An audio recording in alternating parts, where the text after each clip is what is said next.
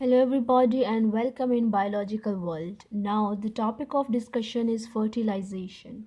What is fertilization? Fertilization is a process in which a single haploid sperm fuses with a single haploid egg to form a zygote.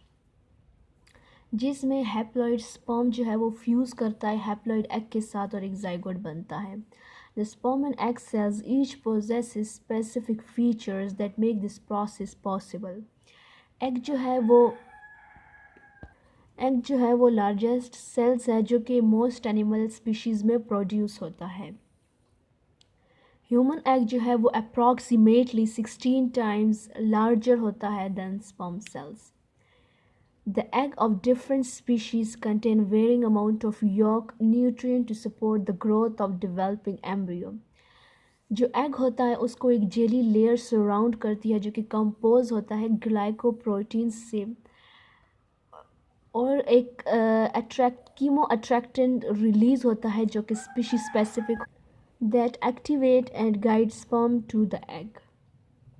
This layer, this is the structure of the sperm, and the sperm consists of four parts: head, midpiece, tail, and end piece. Or we can also say neck, midpiece, and tail. Four parts.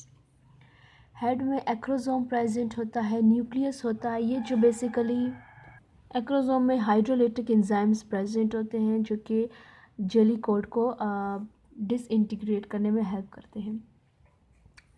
नेक जो है वो basically connect करता है head को और mid piece को. Mid piece में mitochondria present होते हैं और माइट्रोकॉन्ड्रिया का फंक्शन ये है कि ये मोटिलिटी में मूवमेंट प्रोवाइड करने में एनर्जी प्रोवाइड करता है. सो दिस इज टेल और ये सेकेंडरी ओवासाइट है जो कि कंसिस्ट है सेकेंडरी ओवासाइट मेम्ब्रेन है. इसके ऊपर एग मेम्ब्रेन प्रेजेंट है, उसके ऊपर zona pellucida and granulosa cells present है. Now sperm first enter to vagina of to the uterus and ये जो है ये फिलोपियन ट्यूब है, ampulla, fimbriae and Graafian follicle.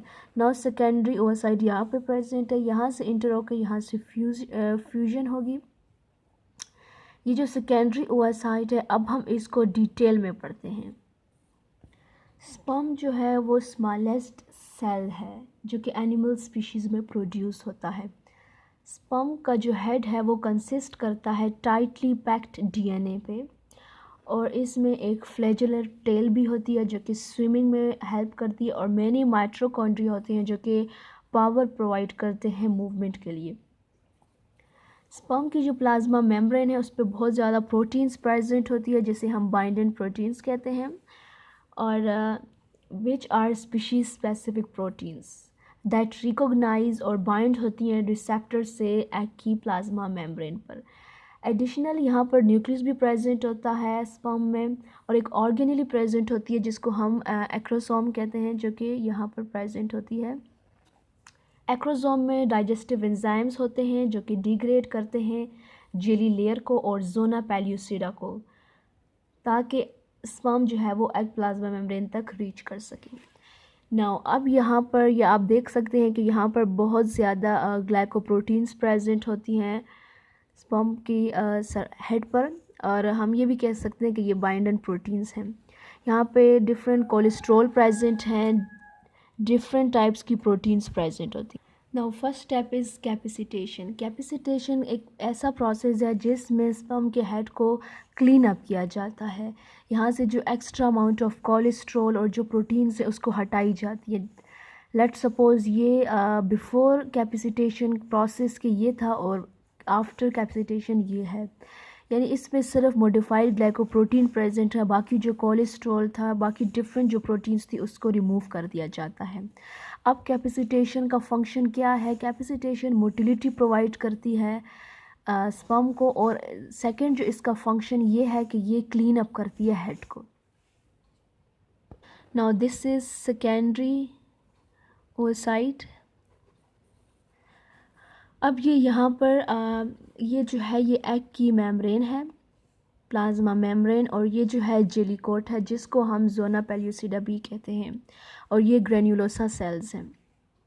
अब ये जोना पेलिसिडा के ऊपर एक स्पेशल रिसेप्टर प्रेजेंट है जिसको ZP3 रिसेप्टर कहते हैं। स्पर्म आकर इसके साथ बाइंड करेगा। एक्रोसोम इसका जो रिसेप्टर है इसके साथ बाइंड करेगा, तो हम इस प्रोसेस को कहेंगे एक्रोसोमल रिएक्शन, जिसमें से क्या होगा कि यहाँ से डिफरेंट जो कैल्शियम आयंस हैं वो इनसाइड द स्पर्म ट्रांसफ़र होंगे, और एक्रोसोम से different proteases enzymes, different types के इंजाइम्स रिलीज़ होंगे जो क्या करेंगे, जो कि ये जो जेली कोट है या जोना पेल्यूसिडा है इसको डाइजेस्ट करने की कोशिश करेंगे। ये एक्रोसोमल प्रोसेस है, राइट।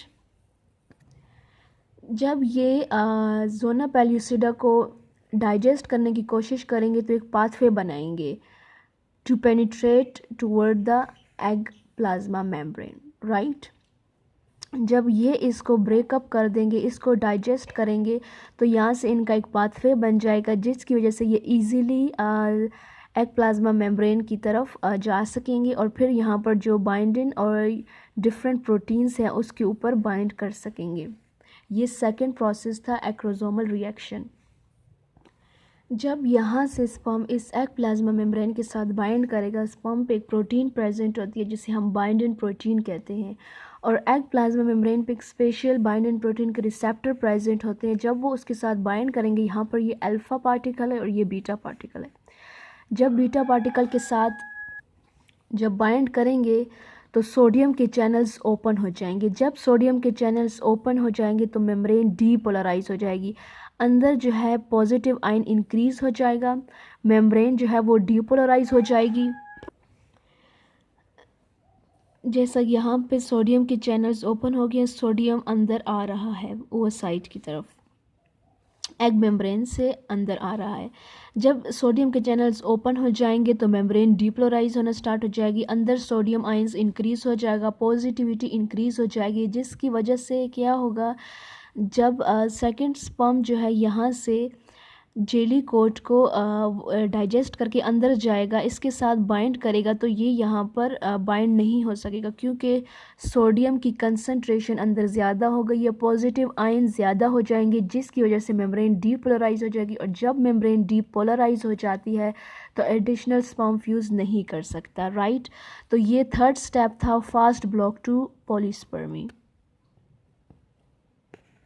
जैसे ही सोडियम अंदर आएंगे, यहाँ से स्मूथ एंडोप्लाज्मिक रेक्टिक्यूलम जो है वहाँ से कैल्शियम आयंस बाहर रिलीज़ होंगे, और कैल्शियम आयन जाके किसके साथ बाइंड होंगे, यहाँ पर एक ग्रैन्यूल प्रेजेंट और वी कैन से वेसिकल है जिसमें डाइजेस्टिव इंजाइम्स हैं, उनके साथ ये कैल्शियम आयन उन पर जाकर एक्ट करेंगे और क्या करेंगे, उनको एक्सोसाइटोसिस कर, और साथ ही साथ जो स्पर्म का जो कंटेंट है वो अंदर आएगा और यहाँ पर ये प्रेजेंट होगा, यानी N और 23 क्रोमोसोम, ये इसका न्यूक्लियस और सब DNA वगैरह ये अंदर इनवर्ड आ जाएंगे ओवरसाइट में। यहाँ पर जो कॉर्टिकल ग्रैन्यूल है इसकी एक्सोसाइटोसिस हो जाएगी। जब इसकी एक्सोसाइटोसिस हो जाएगी, इसके अंदर जितने भी ये जो जितने भी इंजाइम्स और प्रोटीन्स जो रिलीज़ होंगी कॉर्टिकल रिएक्शन के थ्रू, और ये जो यहाँ से एक्सोसाइटोसिस के दौरान ये क्या करेंगी, ये डिग्रेड कर देंगी बाइंडिंग प्रोटीन्स को जो कि एग के प्लाज्मा मेम्ब्रेन पर प्रेजेंट हैं। जब ये उसको डिग्रेड करेंगी तो एडिशनल जो स्पर्म होगा वो ब्लॉक हो जाएगा, वो एंट्री नहीं कर सकेगा, राइट। जो कॉर्टिकल रिएक्शन है वो क्या करेगा, वो जो वेटेलाइन मेम्ब्रेन है उस against the plasma membrane, vitelline membrane को away from the plasma membrane कर दिया जाएगा और एक फर्टिलाइजेशन इन्वेलप बना दी जाएगी, और एग की प्लाज्मा मेम्ब्रेन को मज़ीद हार्ड कर दिया जाएगा। फर्टिलाइजेशन इन्वेलप जो है, ये जो मेम्ब्रेन है secondary egg plasma membrane egg plasma membrane जो है इसको मज़ीद हार्ड कर दिया जाएगा, और इसके साथ यहाँ पर फर्टिलाइजेशन इन्वेलप बना दी जाएगी जो कि एक बैरियर है एडिशनल स्पर्म एंट्री के लिए। और ये जो थर्ड प्रोसेस है, जब कैल्शियम आयन रिलीज़ होता है, कॉर्टिकल ग्रैन्यूल की एक्सोसाइटोसिस होती है और फर्टिलाइजेशन इन्वेलप बना दिया जाता है और एग मेम्ब्रेन को मज़ीद हार्ड किया जाता है, इस प्रोसेस को कहते हैं slow block to polyspermy, right. ये जो इवेंट्स हैं ये क्ल्यूमिनेट करते हैं एग की एक्टिवेशन को, causes the egg to recognize that fertilization has occurred and resulting in initiation of development. That is all about fertilization